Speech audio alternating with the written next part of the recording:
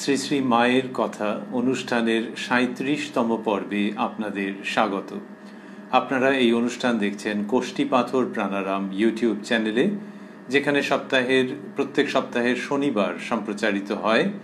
এই অনুষ্ঠানটি শুরুর সময় থাকে সন্ধে ৬টা, আর প্রাণারাম বাংলা ইউটিউব চ্যানেলে সপ্তাহের প্রত্যেক দিন সম্প্রচারিত হয়। কথায় কথায় কথামৃত শুরুর সময় থাকে রাত্রি ৯টা। এই অনুষ্ঠানে শ্রী শ্রী মায়ের কথা নামে যে বিখ্যাত গ্রন্থটি আছে, যেখানে জননী শারদামণির অসামান্য কয়েকটি স্মৃতিকথা সন্নিবেশিত হয়েছে, সেটিকে অবলম্বন করে আমরা অগ্রসর হচ্ছি। ওই গ্রন্থের প্রথমে শ্রীমতী সরজুবালার লিখিত যে স্মৃতিকথাটি আছে, তারই মধ্যে আমরা ছিলাম এবং আজকেও আছি সানন্দে। আগের শনিবারে আমরা যে দিনটির প্রসঙ্গ শুনেছিলাম সেটি শেষ হয়ে গিয়েছিল। আজকে প্রবেশ করব নতুন একটি দিনে, শ্রীরামকৃষ্ণ ও মা শারদাকে যুগপৎ স্মরণ করে। ওং জননীং শারদাং দেবীং রামকৃষ্ণং জগদ্গুরুং পাদপদ্মে তয়ো শ্রিত্বা প্রণমামি মুহুর্মুহু। ২রা আশ্বিন ১৩২৫। এটি হচ্ছে ১৯শে সেপ্টেম্বর ১৯১৮। এই সময় মা শারদা উদ্বোধনে তার নিজের বাড়িতে, যেটি এখন মায়ের বাড়ি নামে সমধিক পরিচিত, সেইখানেই অবস্থান করছেন। শ্রীমতী সরজুবালা আমরা আগে দেখেছি যে তিনি মায়ের একান্ত অনুরক্ত অন্তরঙ্গ ভক্ত। তিনি আর তাঁর বোন শ্রীমতী সুমতিবালা, এরা মায়ের কাছে এসেছেন। সরজুবালাই প্রধানত। সুমতিবালার স্বামী শ্রীযুক্ত শোকহরণের নাম আমরা মাঝে মাঝে পেয়েছি।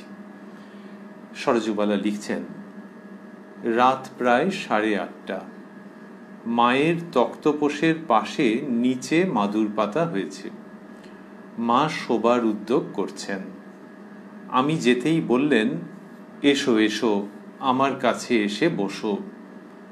একে একটু মিষ্টি দিয়ে জল খেতে দাও তো সরলা, সারাদিন খেটে আবার এই ছুটে আসছে। সরলা মানে যিনি পরবর্তীকালে পূজনীয়া প্রব্রাজিকা ভারতী প্রাণা মাতাজি শ্রী শারদা মঠের প্রথম অধ্যক্ষা, মায়ের সেবিকা, মা অন্তঃপ্রাণ সরলা, তার কথা এখানে এলো। আগেও আমরা পেয়েছি। শ্রী শ্রী মা শারদা দেবী এই সরজুবালার দীক্ষা গুরু, কিন্তু ঘুরে ফিরে এরকম দৃশ্য পাওয়া যাচ্ছে যেখানে মা একেবারে নিজের মেয়েটির মতো করে সরজুবালার সঙ্গে ব্যবহার করছেন। সেটি যে শুধু এর সঙ্গেই তিনি করেছেন তা নয়, অগণিত সন্তানের সঙ্গে তার ওই সম্পর্ক। তবু ভাবলে অবাক লাগে যে যিনি দীক্ষা প্রদান করছেন, তিনি আলাদা করে কোনো গাম্ভীর্য ধারণ করছেন না, কোনো ব্যবধানের অবকাশই রাখছেন না। শুধু ওই দীক্ষার দিনটিতে আমরা পেয়েছি এই গ্রন্থে সরজুবালা লিখেছিলেন যে মাকে এমন গম্ভীর দেখছেন যে আগে কখনো এরকম দেখেননি। মায়ের একেবারে অন্য মূর্তি, আত্মস্থ মূর্তি, সেই ভাবটি ওই রকম সময় দেখা গেছে, কিন্তু অন্যত্র মা একদম নিজের মাটি হয়ে সরজুবালার সঙ্গে ব্যবহার করছেন। এই দুটির মধ্যে কোনো বিরোধ নেই। তিনি গুরু এবং তিনি মা। ওই মাতৃসত্তাটি গুরু সত্তাকে ছাপিয়ে যাচ্ছে। গুরু সত্তাকে ছাপিয়ে মাতৃত্ব। যার তিনি গুরু নন সেই অর্থে, যিনি তার কাছে মন্ত্রদীক্ষা নেননি, তিনিও তার কাছ থেকে যে মাতৃত্বের স্বাদ পাচ্ছেন, এইটা তো কখনোই বলা যাবে না যে যারা কিনা তার কাছে দীক্ষা গ্রহণ করেছেন তারা আরো বেশি স্বাদ পেয়েছেন। সেই জন্যে মাতৃসত্তাটি যেন সমস্ত কিছুকে আচ্ছাদন করে রয়েছে। আমরা শুনছি ২রা আশ্বিন ১৩২৫ কথা, ইংরেজি ১৯শে সেপ্টেম্বর ১৯১৮। মায়ের তক্তপোষের পাশে, সরজুবালা লিখলেন, মায়ের তক্তপোষের পাশে নিচে মাদুর পাতা হয়েছে, মা শোবার উদ্যোগ করছেন। আমি যেতেই বললেন, এসো এসো, আমার কাছে এসে বসো, একে একটু মিষ্টি দিয়ে জল খেতে দাও তো সরলা, সারাদিন খেটে আবার এই ছুটে আসছে। আমি জল খেতে আপত্তি করলুম, কিন্তু তা কানেও তুললেন না। বললেন, দেহের প্রতি একটু নজর রাখতে হয় মা। সুমতি 3 ছেলের মা হয়েই যেন বুড়ি হয়ে গেছে। ওর বোনের কথা বলছেন, এমন একটা কিছু বলছেন যেখানে আর আপত্তি ওঠার কথা নয়। একজন স্ত্রীলোককে বলছেন, তো শ্রী শ্রী মা তার এই মেয়েকে কিরকম ভাবে বললে সবচেয়ে কাজ হবে বেশি, সেইটা তো জানেন, মা হয়ে জানবেন না? তা বললেন, বোনের কথা বললেন যে সুমতি 3 ছেলের মা হয়েই যেন বুড়ি হয়ে গেছে। সেই জন্য কি বলেছেন প্রথমে, দেহের প্রতি একটু নজর রাখতে হয় মা। আর চাইছেন যে ওই সরলা দিদি মিষ্টি দিয়ে জল দেবেন, সেইটি সরজুবালা খাবেন। তারপরে লিখছেন লেখিকা, মা তার আমবাতের কথা তুলে বললেন, এ কি হলো মা, লোকের হয় যায়, আমার যেটি হবে সেটি আর যেতে চায় না। ঠাকুর যে বলতেন, যত লোকে রোগ শোক দুঃখ তাপ নিয়ে কত কি করে এসে ছোঁয়, সেই সব এই দেহে আশ্রয় করে, তা ঠিক মা, আমারও বোধ হয় তাই হবে। তো ওই মায়ের আমবাত আমরা এটি আগে পেয়েছি যে তার খুব জ্বালা হতো এবং নানান রকম তার জন্য ব্যবস্থা করা হয়েছে, অন্যরা করেছেন, ভক্ত সন্তানেরা করেছেন। তা সেটি কষ্ট পাচ্ছেন মা। পুনরায় স্মরণ রাখছি, এটি আশ্বিন মাসের প্রথম দিক, বঙ্গদেশ, তার মানে প্যাচপ্যাচে গরমের ভাব অনুমান করাই যায়। সেই সময়ের ওটি আরো কষ্ট দিচ্ছে তার শরীরকে। এদের তো ভেতরের দিকের একটা সত্তা, ভেতরের দিকের একটা অস্তিত্ব, ভেতরের দিকের একটা জীবন, আর বাইরের দিকটা মানুষের মতোই। তা সেই শরীরকে কষ্ট দিচ্ছে এবং মা বলছেন, এই কি হলো মা, লোকের হয় যায়, আমার যেটি হবে সেটি আর যেতে চায় না। এবার ঠাকুরের কথা বলছেন যে ঠাকুর যে বলতেন, যত লোকে রোগ শোক দুঃখ তাপ নিয়ে কত কি করে এসে ছোঁয়, সেই সব এই দেহে আশ্রয় করে, মানে ঠাকুরের কথা। তা ঠিক মা, আমারও বোধ হয় তাই হবে। এটি মা বলছেন যে লোকেরা এরকম করেছে, সেই জন্যই হয়েছে। কিন্তু মা কাউকে ফেরাননি, সেটি আমরা আগেও দেখেছি, পরেও আছে। কিন্তু বলছেন যে একটা দেহের যে এই অবস্থাটা, এর তো একটা কিছু কারণ থাকবে। মা বলছেন যে ওইটা হচ্ছে কারণ। আমাদের দেশে বরাবরই বিশ্বাস করা হয়েছে যে একটা সূক্ষ্ম কারণ থাকে, একটা স্থূল কারণ থাকে, একটা রুট কজ থাকে, একটা ইমিডিয়েট কজ থাকে। রুট কজটা কি, মূল বা সূক্ষ্ম কারণটি কি, সেই প্রসঙ্গে মা এটি বললেন। আর বললেন যে আমারও বোধ হয় তাই হবে, মানে ঠাকুরের মতনই অবস্থা, বলেই ঠাকুরের কথায় আসছেন।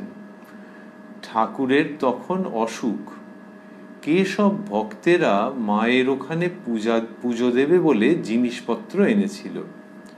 তা ঠাকুর কাশীপুরে জেনে সেই সব ঠাকুরের কাছেই ভোগ লাগিয়ে প্রসাদ পেলে।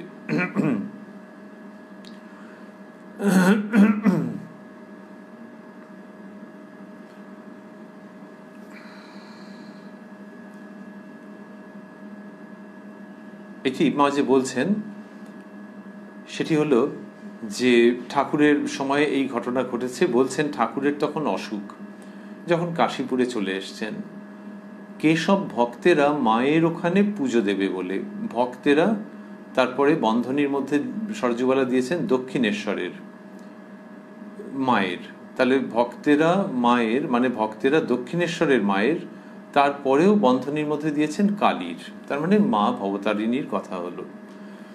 মায়ের ওখানে পুজো দেবে বলে জিনিসপত্র এনেছিল, তার ঠাকুর কাশীপুরে জেনে সেই সব ঠাকুরের কাছেই ভোগ লাগিয়ে প্রসাদ পেলে। তো ওই মা ভবতারিণীর জন্য এনেছেন, তো সেই ভক্তেরা কি করেছেন, কাশীপুরে এসে ঠাকুরকেই ভোগ দিয়েছেন। ঠাকুরকে ভোগ দিয়েছেন মানে পাদটিকায় লেখা আছে, কাশীপুরে এই ঘটনা হয়েছিল। কয়েকটি ভক্ত মা কালীর জন্য একদিন অনেক রকম মিষ্টি খাবার দাবার এনে হল ঘরে ঠাকুরের ছবির সামনে ভোগ দিয়েছিলেন। এইবার শ্রী শ্রী মা বলছেন, ঠাকুর বলতে লাগলেন, দেখেছ কি অন্যায় করলে, জগদম্বার জন্য এনে এখানেই সব দিয়ে দিলে। এটি বলছেন।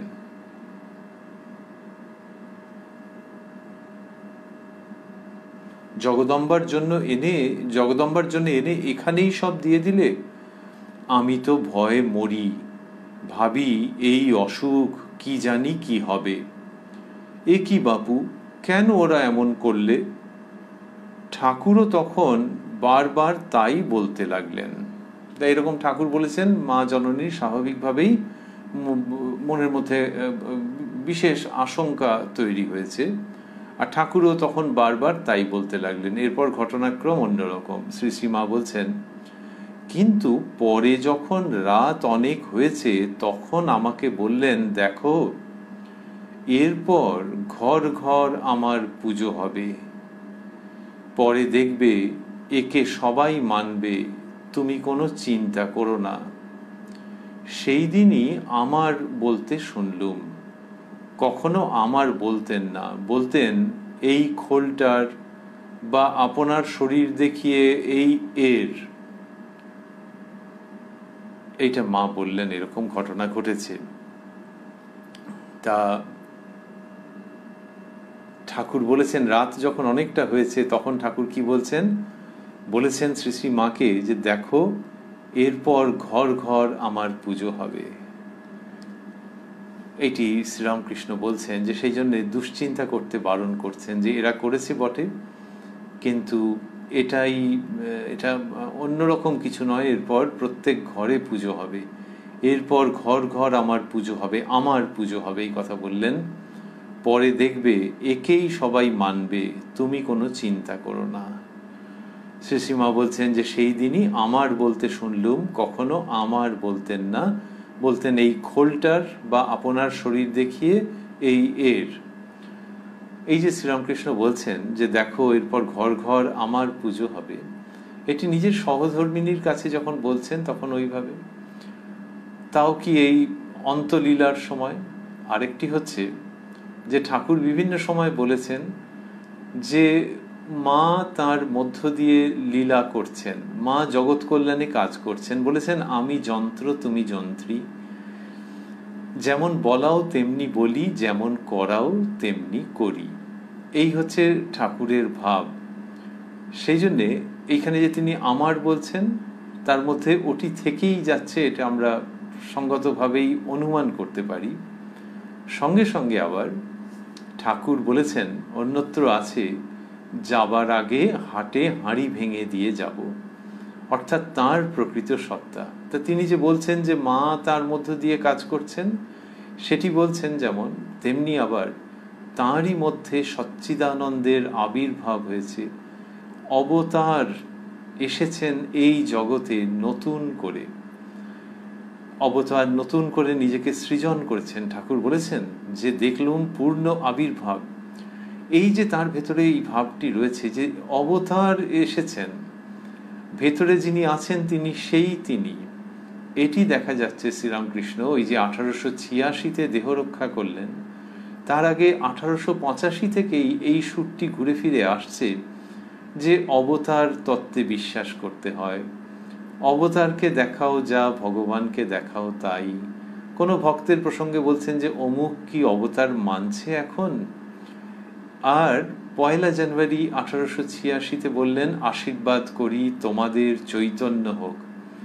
এই ভঙ্গিটিও আগে দেখতে পাওয়া যায় না। ওই যে আগে হচ্ছে আমি যন্ত্র তিনি যন্ত্রী, যখন বলছেন আশীর্বাদ করি তোমাদের চৈতন্য হোক, সেটি হচ্ছে অভয় প্রদান করছেন এবং আত্মপ্রকাশ করছেন। ওই হাটে হাঁড়ি ভেঙে দেওয়ার একটা বড় পদক্ষেপ ওই পথে।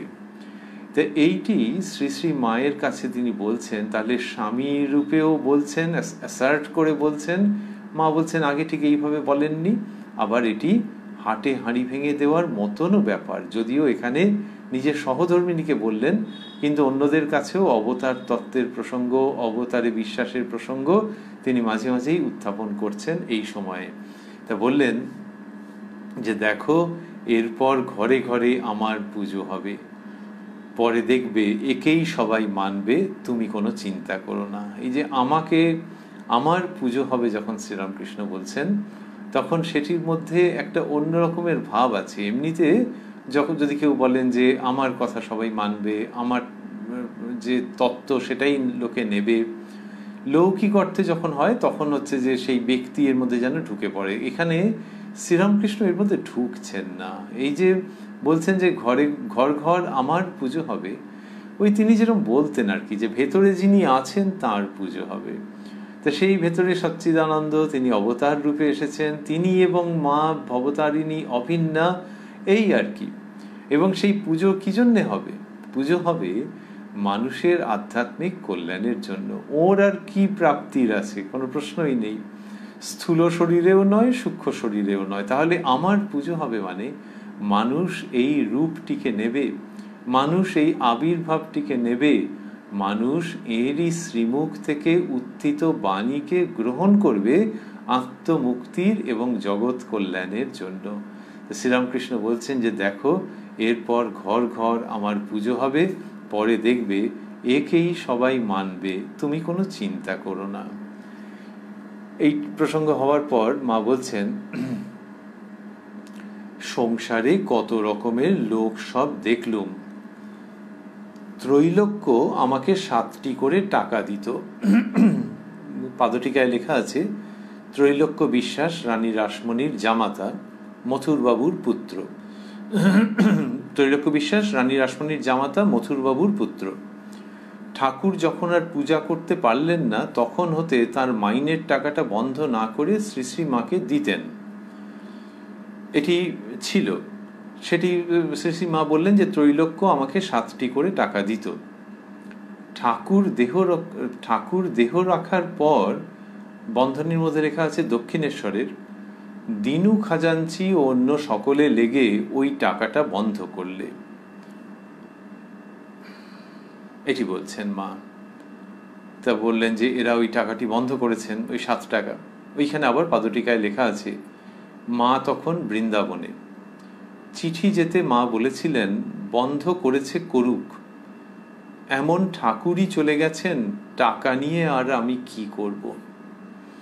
কোনো প্রতিরোধ নেই, কোনো অনুযোগ নেই, কোনো অভিমান নেই। তো মা বলছেন, যেটি আমরা শুনছিলাম, ত্রৈলোক্য আমাকে 7টি করে টাকা দিত। ঠাকুর দেহ রাখার পর দিনু খাজাঞ্চি ও অন্য সকলে লেগে ওই টাকাটা বন্ধ করলে। আত্মীয় যারা ছিল তারাও মানুষ বুদ্ধি করলে ও তাদের সঙ্গে যোগ দিলে। আত্মীয়রাও এরকম করেছে যে না, টাকা দিয়ে। আর শ্রী শ্রী মা বলছেন যে তারাও মানুষ বুদ্ধি করলে।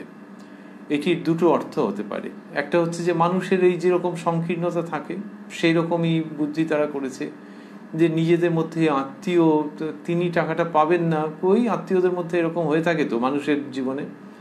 আরেকটি মানে হতে পারে যে শ্রী শ্রী মাকে মানুষ রূপেই ভেবেছেন। আগেরটার মধ্যেও এটা আছে। আর এই শ্রী শ্রী মায়ের উক্তির এটা বিশেষ দিকও হতে পারে যে মায়ের যে দেবীর স্বরূপ, সেটা সম্পর্কে কোনো হুঁশ নেই, কিন্তু সেটা তো আর মা বলবেন না। তো দেবী স্বরূপের প্রসঙ্গটা আসছে কি করে? আসছে এই জন্যই যে মায়ের যারা আত্মীয় স্বজন, আত্মীয়ই বলা ভালো, তারা তো চোখের সামনে দেখেছেন যে শ্রী শ্রী মাকে দেবী জ্ঞানে কিভাবে পুজো করা হচ্ছে। ঠাকুরের সন্তানেরা, অন্যান্য ভক্ত মাকে দেবী জ্ঞানে পুজো করছেন, কিন্তু সেইটিতে মায়ের সমস্ত আত্মীয়ের কি সব সঙ্গে সঙ্গে প্রত্যয় হয়ে গেছে যে ইনি দেবী? কেউ হয়তো জিজ্ঞেস করেছেন যে মা তোমাকে যে দেবী বলে, মা বলছে দেবী কি রে, আমি তোর এই, আমি তোর খুড়ি, কি আমি তোর অমুক, হ্যাঁ, এরকম ভাবে বলেছে, আমি তোর পিসি, এরকম ভাবে বলেছেন। তা এই তারা দেবী জ্ঞান করছেন না।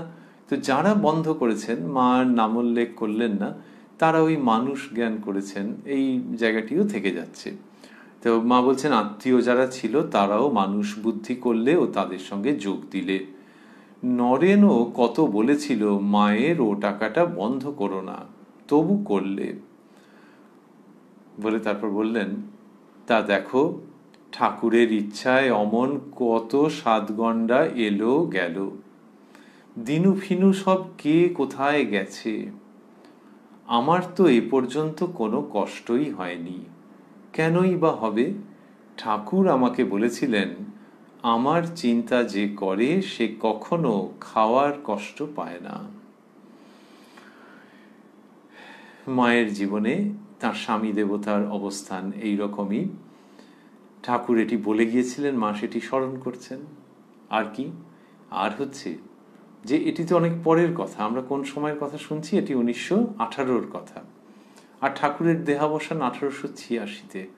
তারপরে এইসব ঘটনা ঘটেছে, তাহলে কত আগে। এবং সেই সময় মা কত আর্থিক কষ্টের মধ্যে দিয়ে গিয়েছেন সেগুলোর লেখাজোখা কিছুটা আছে, বেশিরভাগটাই নেই। তো তার থেকে তো বোঝা যায় যে কিরকম অবস্থায় সেই সময় চলেছে। ঠাকুর কিছু রেখে গিয়েছিলেন, কিন্তু সে আর কতদিনের জন্য। তো মায়ের ওই রকম অসুবিধা হয়েছিল, এবং মা নিজেও জানতেন যে ওটা হতে চলেছে, কেন জানবেন না তিনি। তিনি কিন্তু বলেছেন, যখন বৃন্দাবনে ছিলেন এবং চিঠি গেছে তখন বলেছেন বন্ধ করেছে, করুক। এমন ঠাকুরই চলে গেছেন টাকা নিয়ে আর আমি কি করব। ত্যাগীশ্বর তিনি আর ত্যাগীশ্বরী ইনি, তিনি এরকম কথা বলেছেন। তো তাহলে সেটা তখন বলেছেন, আর এখন ওই রকম ভাবে বলছেন যে তা দেখো ঠাকুরের ইচ্ছায় অমন কত সাতগণ্ডা এলো গেল। তাহলে ঠাকুরের ইচ্ছা যার মধ্য দিয়ে রূপায়িত হচ্ছে, তিনি কে? তিনি ঠাকুরের শক্তি। তা বললেন যে ঠাকুর আমাকে বলেছিলেন, আমার চিন্তা যে করে সে কখনো খাওয়ার কষ্ট পায় না। আর তার আগে বললেন দিনু ফিনু সব কে কোথায় গেছে। তার মানে কি? তার মানে হচ্ছে যে তারা আর প্রমিনেন্ট কেউ নেই, বিশেষভাবে তাদের নাম আর কেই বা উল্লেখ করছে, তাদেরকে আর কেউ কিছু মনে রাখেনি। তারা ওরকম টাকা বন্ধ করে দিয়েছে, ক্ষুদ্র বুদ্ধি করেছে। কিন্তু দেখো, কালের একটা নিয়ম আছে, জগৎ সংসারের সৃষ্টির একটা নিয়ম আছে, তারা বিস্মৃতির অতলে হারিয়ে গেছে। মা সকলের কল্যাণ চাইছেন, কিন্তু এই জায়গাটা দেখাচ্ছেন যে যদি কেউ ভাবে যে দিলাম টাকাটা বন্ধ করে, তাহলে তার মধ্যে যে আধিপত্য, তার মধ্যে যে জয়লাভের ভাব, সেগুলো যে কত ঠুনকো, সেইটা মা দেখাচ্ছেন। কারো ক্ষতি চাইছেন না, কিন্তু সমাজের মধ্যে, জীবনের মধ্যে এই নশ্বরতার যে জায়গাটি রয়েছে সেটি দেখাচ্ছেন। আর মানুষ কি দিয়ে বেঁচে থাকে? মানুষ ত্যাগ দিয়ে বেঁচে থাকে, মানুষ আদর্শ দিয়ে বেঁচে থাকে, মানুষ ব্রত দিয়ে বেঁচে থাকে, সেইটাকে মা ঊর্ধ্বে তুলে ধরছেন তার জীবন এবং বাণীর মধ্য দিয়ে। আবার ঠাকুরের প্রসঙ্গ আসছে। মা বলছেন, ঠাকুরের দেহ রক্ষার পর তাঁর সব ভালো জিনিসপত্র, বনাত, আলোয়ান, জামা কারা নেবে এই কথা নিয়ে গোল বাঁধে। তা ওসব হলো ভক্তদের ধন, তারা ওসব চিরকাল যত্ন করে রাখবে। তারাই শেষে ওই সব গুছিয়ে নিয়ে বাক্সে পুরে বলরামের বৈঠকখানায় এনে রাখলে। কিন্তু মা, ঠাকুরের কি ইচ্ছা, সেখান থেকে চাকরদেরকে চাবি দিয়ে খুলে তার অনেকগুলি চুরি করে নিয়ে বিক্রি করে ফেললে। কি করলে? তা ওসব কি বৈঠকখানায় রাখতে হয়? বাড়ির ভিতরে নিয়ে রাখলেই পারত। তার ব্যবহারের জিনিসপত্র আর জামা কাপড় যা বাকি ছিল তা এখন বেলুড় মঠে আছে। ওই যে মা তার স্বামী দেবতার শ্রীরামকৃষ্ণের কথা বলছেন, সেই প্রসঙ্গে এটি বললেন যে ঠাকুরের ব্যবহৃত জিনিসপত্র ওইরকম ভাবে কিছু চুরি হয়ে গিয়েছিল দুর্ভাগ্যবশত। তারপরে বলছেন শ্রীমা, আমার যে শ্বশুর ছিলেন মা, বড় তেজস্বী নিষ্ঠাবান ব্রাহ্মণ। শ্রীরামকৃষ্ণের জীবনী সূত্রে আমরা জানছি শ্রীরামকৃষ্ণের পিতৃদেব শ্রীযুক্ত ক্ষুদিরাম চট্টোপাধ্যায় মহাশয়ের কথা, জানছি জননী চন্দ্রমণির কথা। এখানে শ্রীযুক্ত ক্ষুদিরাম চট্টোপাধ্যায় মহাশয়ের প্রসঙ্গ আসছে। মা বলছেন, আমার যে শ্বশুর ছিলেন মা, বড় তেজস্বী নিষ্ঠাবান ব্রাহ্মণ, তিনি অপরিগ্রাহী ছিলেন। অপরিগ্রাহী মানে কিছু নেবেন না। শ্রী মা বলছেন, কেহ কোনো জিনিস বাড়িতে দিতে এলেও নেবার নিষেধ ছিল। কার উপরে নিষেধ ছিল? তার সহধর্মিনীর উপর নিষেধ ছিল, অন্যদের উপরে ছিল। কিন্তু যাই হোক, লোকে বলে মেয়ে জাতের সব দিক দেখে চলতে হয়। তার শ্রী মা বলছেন, কেহ কোনো জিনিস বাড়িতে দিতে এলেও নেবার নিষেধ ছিল। আমার শাশুড়ির কাছে কিন্তু কেউ কিছু লুকিয়ে এনে দিলে তিনি রেঁধে বেড়ে রঘুবীরকে ভোগ দিয়ে সকলকে প্রসাদ দিতেন। কি মিষ্টি প্রসঙ্গ যে জননী চন্দ্রমণির কথা বলছেন, যে তিনি এরকম করতেন। কেউ এলো, কিছু একটা নিয়ে এলো, এমনিতে কষ্টের সংসার ছিল তো, কিছু এলো নিয়ে নিলেন, কিন্তু নিয়ে নেওয়া মানে নিজেদের ভোগে ওইরকম ভাবে ঠিক নয়। এদের হচ্ছে ধর্মের সংসার, দেবদেবীকে নিয়ে আনন্দের স্বর্গ সুখের সংসার। স্বর্গ সুখ বলতে লোকে এমনিতে অনেক সময় দৈহিক সুখের কথা বলে, আসলে অধ্যাত্ম রাজ্যের যে সুখ সেই সমস্ত নিয়ে বাইরের দিক থেকে দারিদ্র্যের সংসার, বাইরের দিক থেকে দারিদ্র্য, আর ভেতরের দিক থেকে অপরিমেয় অধ্যাত্ম ঐশ্বর্য। তো এইখানে বলছেন, আমার শাশুড়ির কাছে কিন্তু কেউ কিছু লুকিয়ে এনে দিলে তিনি রেঁধে বেড়ে রঘুবীরকে ভোগ দিয়ে সকলকে প্রসাদ দিতেন। তাহলে রঘুবীরকে ভোগ দিচ্ছেন, দিয়ে তারপরে সকলকে প্রসাদ দিচ্ছেন। গৃহদেবতা তো তাকে ভোগ দিলেন, দিয়ে সকলকে প্রসাদ দিলেন। তাহলে তিনিই যেন গৃহের সব কিছু। তাই যে কেউ এনেছে, নিলেন, গ্রহণ করলেন, নিয়ে রঘুবীরজিকে ভোগ দিলেন, দিয়ে তারপর সকলের প্রসাদ পেলেন। কিন্তু ক্ষুদিরাম চট্টোপাধ্যায় আরো খুব স্ট্রিক্ট। শ্রীযুক্ত ক্ষুদিরাম মহাশয় তিনি কি বলেছেন, শ্রীমা বলছেন যে অপরিগ্রাহী ছিলেন এবং কেউ যেন না নেয় এরকম নির্দেশ ছিল। এদের ঘরেই ভগবান শ্রীরামকৃষ্ণের জন্ম শিশু গদাই রূপে। তো বললেন, শাশুড়ি বলছেন, আমার শাশুড়ির কাছে কিন্তু কেউ কিছু লুকিয়ে এনে দিলে তিনি রেঁধে বেড়ে রঘুবীরকে ভোগ দিয়ে সকলকে প্রসাদ দিতেন। শ্বশুর তা জানতে পারলে খুব রাগ করতেন। কিন্তু জ্বলন্ত ভক্তি ছিল তার। মা শীতলা তার সঙ্গে সঙ্গে ফিরতেন। শেষ রাত্রে উঠে ফুল তুলতে যাওয়া তার অভ্যাস ছিল। একদিন লাহাদের বাগানে গিয়েছেন। একটি 9 বছরের মতো মেয়ে এসে তাকে বলছে, বাবা এদিকে এসো, এদিকের ডালে খুব ফুল আছে, আচ্ছা নুয়ে ধরছি, তুমি তোলো। তিনি বললেন, এ সময় এখানে তুমি কে মা? আমি এই হালদার বাড়ির।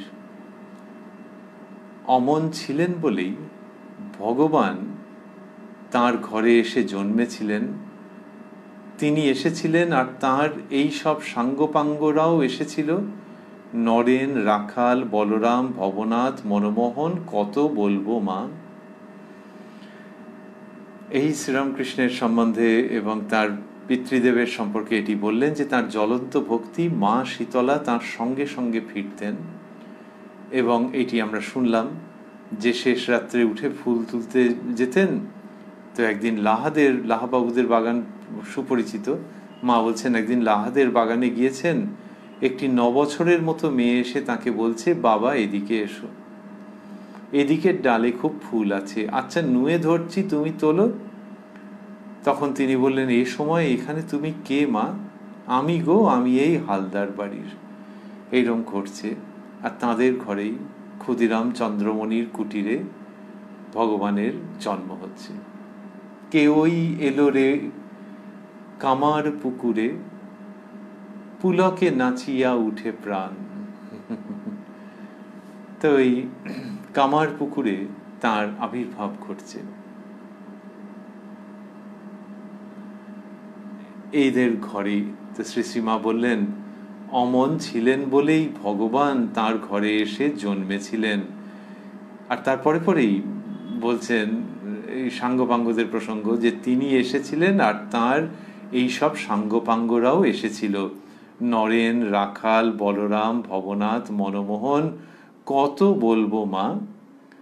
তারপরে একটু দুঃখের কথা বলছেন একজনের সম্বন্ধে, ছোট নরেন শেষে বড় কামিনী কাঞ্চনে আসক্ত হয়ে পড়ল, টাকা পয়সায় জড়িয়ে পড়ল। ঠাকুর এদের যার যার সম্বন্ধে যা যা বলে গেছেন তা বর্ণে বর্ণে সত্য হয়েছে। সম্ভবত ঠাকুর শ্রীযুক্ত ছোট নরেন সম্পর্কে এরকম ভবিষ্যৎবাণী করেছিলেন, আমরা পুরোটা তো জানি না। মা সেইটির উল্লেখ করছেন এবং বলছেন যে এদের যার যার সম্বন্ধে যা যা বলে গেছেন তা বর্ণে বর্ণে সত্য হয়েছে। এবার গল্পের মতো আসছে, সবটাই গল্পের মতো প্রসঙ্গ, কিন্তু কি চমৎকার, শুনে শান্তি, আবার তার মধ্যে জীবনের জন্য কি অদ্ভুত সুন্দর এবং উপযুক্ত রসদও থেকে যাচ্ছে। কামারপুকুরের হরিদাসী বলে একটি মেয়ে নবদ্বীপ যাবে বলে এসে ওখানেই রয়ে গেল। আমাকে কত ভালোবাসতো, তার কি বিশ্বাস ছিল মা। ঠাকুরের জন্মস্থানের ধুলো কুড়িয়ে রেখেছিল, বলতো এই তো নবদ্বীপ, স্বয়ং গৌরাঙ্গ এইখানেই এসেছিলেন। আবার কি করতে নবদ্বীপ যাব, আহা কি বিশ্বাস। এইরকম তা বললেন যে কামারপুকুরের হরিদাসী বলে একটি মেয়ে নবদ্বীপ যাবে বলে এসে দক্ষিণেশ্বরী তিনি রয়ে গেছেন। বলছেন আমাকে কত ভালোবাসতো, তার কি বিশ্বাস ছিল মা। ঠাকুরের জন্মস্থানের ধুলো কুড়িয়ে রেখেছিল, বলতো এই তো নবদ্বীপ, স্বয়ং গৌরাঙ্গ এইখানেই এসেছিলেন। আবার কি করতে নবদ্বীপ যাব, আহা কি বিশ্বাস। তো শ্রী গৌরাঙ্গ স্বয়ং অবতীর্ণ হয়েছেন, এইরকম তার মনে হয়েছে। শ্রী শ্রী মা সেটি আনন্দের সঙ্গে স্মরণ করছেন। আমরা তো বইতে তো এমনি লেখাপড়া নেই, লেখাজোকা নেই যে কতজনের যে ঠাকুরকে কত রকম মনে হয়েছে। শ্রীরামকৃষ্ণের যে স্বরূপ সেটি তো এক একজনের কাছে এক এক রকম হয়েছে। মথুর বাবুর কাছে হয়েছে, মানে একই রূপ একাধিকজনের কাছে হয়ে থাকতে পারে, কিন্তু কিছু না কিছু ভিন্নতা তো ছিল বলেই মনে হয়। আর রূপ তো নানান রকম। মথুর বাবুই দেখছেন একবার মহাদেব, একবার মা কালী, আরো কতজনে কত রকম ভাবে দেখেছেন। তো এখানে শ্রী শ্রী মা এই যার নাম হরিদাসী তার কথা বলছেন যে ঠাকুরকে সাক্ষাৎ গৌরাঙ্গ বলে মনে হওয়াতে নবদ্বীপে গেলেন না। সেটি যদি আমরা ভাবি যে খুব লক্ষণীয়, শ্রী শ্রী মা বলছেন। আর আমরা আরেকটু অগ্রসর হয়ে ভাবতে চাইছি যে আজকে যদি কেউ বলেন যে শ্রীরামকৃষ্ণই স্বয়ং শ্রী গৌরাঙ্গ, তিনি নবরূপে আবির্ভূত হয়েছেন, লোকের শুনতে ভালো লাগবে আর মনে হবে যে বাহ কি সুন্দর কথা, হ্যাঁ হ্যাঁ এগুলি শুনেছি বটে, আর একটু বলুন। কিন্তু যখন কেউ স্থূল দেহে রয়েছেন তখন যদি ভাবি, তাহলে শ্রী শ্রী মা বলছেন মানে তো অনেক কাল আগের কথা।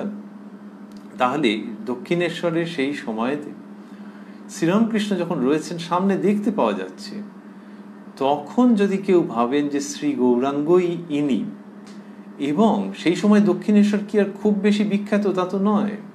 রানী রাসমণি মন্দির গড়েছেন, তা মন্দির তো ভারতবর্ষে কত আছে, বঙ্গদেশে কত আছে, তা মন্দির বলে কি বিখ্যাত? আর শ্রীরামকৃষ্ণের জীবনও তখন ওই রকম কিছুই বিখ্যাত হয়নি। কলকাতা থেকে কিছু বিশেষ বিশেষ মানুষ আসেন, দক্ষিণেশ্বরের অঞ্চলের মানুষই কি তাকে খুব বড় বলে জেনেছে? এক এক সময় উল্টো ভেবেছে যে খুবই সাধারণ, আর এই ছেলেপিলেগুলোর মাথায় কি আছে কে জানে, এরা যাতায়াত করছে। সেই যে অবস্থা, সমসাময়িক যে পরিবেশ, সেইখানে যদি ভাবা যায় একজন মানুষ চোখের সামনে দেখতে পাওয়া যাচ্ছে, তাকে দেখে ওই দক্ষিণেশ্বর, আবারও ভাবছি যে এখন যেরকম বিখ্যাত তখন সেরকম নয়, একটি গ্রাম, সেইখানে একজন থেকে গেলেন যে নবদ্বীপ যাবেন না, তাহলে তিনি বড় ভক্ত নন? তার ভেতরের অনুভূতি অসামান্য নয়? সেটি শ্রী শ্রী মায়ের শ্রীমুখের অমৃত বাণী শুনতে শুনতে আমাদের বিশেষভাবে মনে পড়ে, এবং সেই ভক্ত স্ত্রীলোকের প্রতি অন্তরের প্রণতি জ্ঞাপন করবার ইচ্ছা জাগে। শ্রী শ্রী মা বলছেন, ঠাকুরের দেহ রাখবার পর একজন উড়ে সাধু এসে কামারপুকুরে ছিলেন। আমি তার চাল ডাল ইত্যাদি যা যা প্রয়োজন সব দিতুম, আর সকালে বিকালে খবর নিতুম, সাধু বাবা কেমন আছো গো। আহা, তার একখানি কুঁড়ে কি করেই যে বেঁধেছিল মা। রোজ আকাশ ভরে মেঘ হতো, এই বৃষ্টি হয় হয় আর কি। তখন হাত জোর করে বলতুম, ঠাকুর রাখো গো রাখো, ওর কুঁড়েটুকু হয়ে যাক, তারপর যত পারো ঢেলো। তা গ্রামের লোকেও কাঠকুটো যা লাগলো দিয়ে সাহায্য করলে। রোজ বৃষ্টি আসবো আসবো করত। যা হোক, এমনি করে কুঁড়েখানি তো হয়ে গেল, কিন্তু তার কিছুদিন পরেই সাধুটি সেই কুঁড়েতে দেহ রাখলেন। কি সব অপূর্ব প্রসঙ্গ! গল্প, ওই যে আমরা স্মরণ করছিলাম, গল্পের মতো করে বলছেন, গল্পই বলছেন। আর কন্যা সম সরজুবালা মনে হয় মায়ের মুখের দিকে হাঁ করে তাকিয়ে সেই সব গল্প শুনছেন বা গিলছেন। অন্তরে যেটি ঢুকছে সেটি গল্প, কিন্তু অল্প নয়।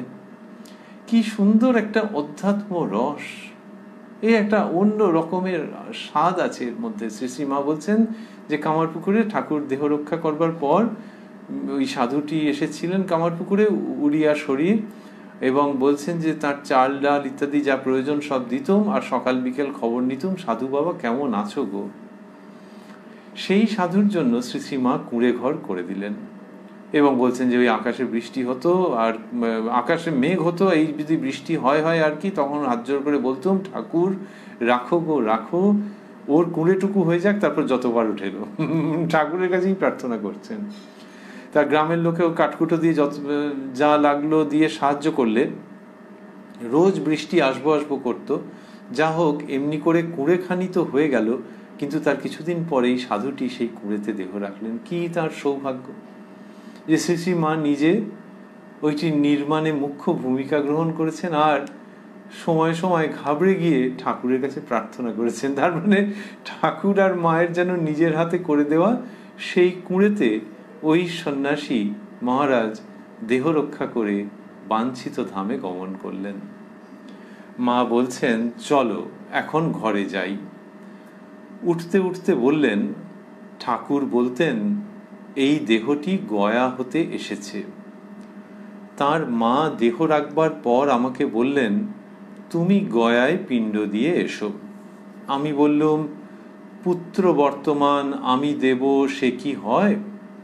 ঠাকুর বললেন, তা হবে গো, আমার কি ওখানে যাবার জো আছে? গেলে কি আর ফিরবো? আমি বললুম, তবে গিয়ে কাজ নেই। পরে গয়া করতে আমিই গিয়েছিলাম। এখানে পাদটিকায় লেখা আছে, ঠাকুরের দেহ রক্ষার পর শ্রী শ্রী মা প্রথমবার বৃন্দাবন হতে ফিরে কামারপুকুর গিয়েছিলেন। বছরখানেক সেখানে থেকে পরে বেলুড়ে গঙ্গা তীরে রাজু গোমস্তার ভাড়াটে বাড়িতে বাস করেন। তারপর গয়া যাবার জন্যে মাস্টার মহাশয়ের বাড়ি এসে তথা হতে স্বামী অদ্বৈতানন্দের, বন্ধনীর মধ্যে বুড়ো গোপাল, সঙ্গে গয়া যান। শ্রী শ্রী মার গয়া গমনের প্রসঙ্গটি বলা আছে। সরজুবালা এটি বললেন যে সরজুবালা শুনলেন মায়ের কাছে এবং লিখেছেন সেটি, যে মা বলছেন যে ঠাকুর বলতেন এই দেহটি গয়া হতে এসেছে। ঠাকুরের পিতা মাতা এদের কত দিব্য দর্শন হয়েছে ঠাকুরের আবির্ভাবের আগে, আমরা সেটি জানি, এবং ঠাকুর বলছেন যে দেহটি গয়া হতে এসেছে। দেহটি মানে ওই স্বরূপ, ওইখান থেকে উৎপত্তি। তা তার ঠাকুরের জননীর দেহ রক্ষার পর তিনি পিণ্ড দিতে গেলেন না, শ্রী শ্রী মাকে যেতে বললেন, এবং মা পরে গয়াধামে গমন করেছিলেন, সেটি মা বললেন। রাত প্রায় 9টা হয়েছে। সরজুবালা লিখছেন, রাত প্রায় 9টা হয়েছে, প্রণাম করে বিদায় নিল। আমরা রয়েছি উদ্বোধন কার্যালয় থেকে শ্রী শ্রী মায়ের কথা গ্রন্থটির যে প্রকাশিত যে সংস্করণ আমাদের হাতে রয়েছে তার 67 পৃষ্ঠায়, যেখানে 2রা আশ্বিন 1325 বা 19শে সেপ্টেম্বর 1918 প্রসঙ্গ, তার মধ্যে আমরা অবস্থান করছিলাম। আর দেখলাম যে সেই দিনের প্রসঙ্গে মা সরজুবালাকে কত আদরের সঙ্গে অভ্যর্থনা করে গ্রহণ করলেন, আর তারপরে কি হয়েছে নিজের আমবাতের কথা বলছেন, বলছেন যে ঠাকুর যেরকম বলতেন যে যত লোকের রোগ শোক দুঃখ তাপ নিয়ে কত কি করে এসে ছোঁয়, সেই সব এই দেহে আশ্রয় করে, তা ঠিক মা আমারও বোধ হয় তাই হবে। এটি বলতে বলতে ঠাকুরের প্রসঙ্গ এসে গেল, এবং কেউ ঠাকুরের উদ্দেশ্যে ভোগ দিয়েছিলেন, মা কালীর জন্য যেটি নিবেদন করবেন ভেবেছিলেন, তাতে একটা মনে আশঙ্কা হচ্ছিল, কিন্তু সেই দিনই ঠাকুর পরিষ্কার করে বললেন যে দেখো, এরপর ঘর ঘর আমার পুজো হবে, পরে দেখবে একেই সবাই মানবে, তুমি কোনো চিন্তা করো না। এই প্রসঙ্গটি শ্রী শ্রী মা বললেন। দিনু খাজাঞ্চি অন্য সকলে মিলে ঠাকুরের দেহাবসানের পর তার যে টাকাটা সেটি মায়ের কাছে যে মা পেতেন সেটি বন্ধ করে দিলেন। তা শ্রী শ্রী মা বলছেন সেই প্রসঙ্গে যে এটা কোনো দিনু ফিনু সব কে কোথায় গেছে, আমার তো এ পর্যন্ত কোনো কষ্টই হয়নি। আর ঠাকুরের কথা বললেন যে ঠাকুর বলেছিলেন আমার চিন্তা যে করে সে কখনো খাওয়ার কষ্ট পায় না। ঠাকুরের দেহ রক্ষার পর তার ভালো ভালো জিনিসপত্র যেগুলি শ্রী অঙ্গে পরিধান করেছেন সেগুলি একটু অযত্ন হয়েছে এবং রক্ষা করা যায়নি, কতক কতক চুরি হয়ে গেছে, সেটা মা দুঃখের সঙ্গে বলছিলেন। মায়ের শ্বশুর শাশুড়ির কথা বললেন। শ্বশুর শ্রীযুক্ত ক্ষুদিরাম চট্টোপাধ্যায় মহাশয় খুব অপরিগ্রাহী ছিলেন এটি বললেন। আবার শাশুড়ি তিনি কি করতেন, কেউ কিছু এনে দিলে রেঁধে বেড়ে রঘুবীরকে ভোগ দিয়ে সকলকে প্রসাদ দিতেন, এইটি বললেন। আবার শ্বশুর মহাশয়ের প্রসঙ্গে বললেন যে তার জ্বলন্ত ভক্তি ছিল এবং মা শীতলা তার সঙ্গে সঙ্গে ফিরতেন। লাহাদের বাগানে গিয়ে যেটি হয়েছিল যে মা বালিকা বেশে তাকে দর্শন দিয়েছিলেন সেটি বললেন এবং বলছেন যে এই জন্যই এদের ঘরে ভগবান তার ঘরে এসে জন্মেছিলেন আর এইসব সাঙ্গপাঙ্গরাও এসেছিল। আর কি বললেন, আর বললেন যে কামারপুকুরে হরিদাসী বলে একটি মেয়ের কথা বললেন, যে হরিদাসী বলে মেয়েটি সে কি হয়েছে যে তার এত বিশ্বাস যে শ্রীরামকৃষ্ণের মধ্যেই শ্রী গৌরাঙ্গ, এইটি ভেবে সেই হরিদাসী দক্ষিণেশ্বর ছেড়ে আর নবদ্বীপে তিনি যেতে চাননি, এটি বলেছেন। আর কামারপুকুরে ঠাকুরের দেহাবসানের পর একটি অবাঙালি সাধু, অবাঙালি শরীর তাঁর, তিনি এসেছিলেন এবং তার যে কুঁড়ে ঘরটি সেটি মা নির্মাণ করে দেওয়ায় মুখ্য ভূমিকা নিয়েছিলেন।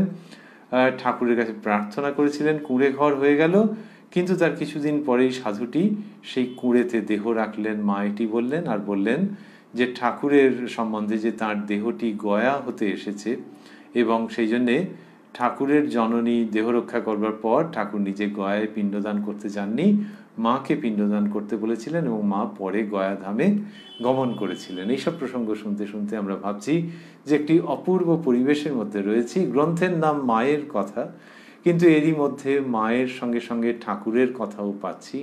ঠাকুর এবং মায়ের অদ্ভুত সাবলীল সুন্দর এমন এক দাম্পত্য জীবনের কথা পাচ্ছি যেটি এই পৃথিবীর হয়েও পৃথিবীর নয়, এই অর্থে যে সেই অমর্ত্য লোকের সন্ধান এটি এনে দিচ্ছে।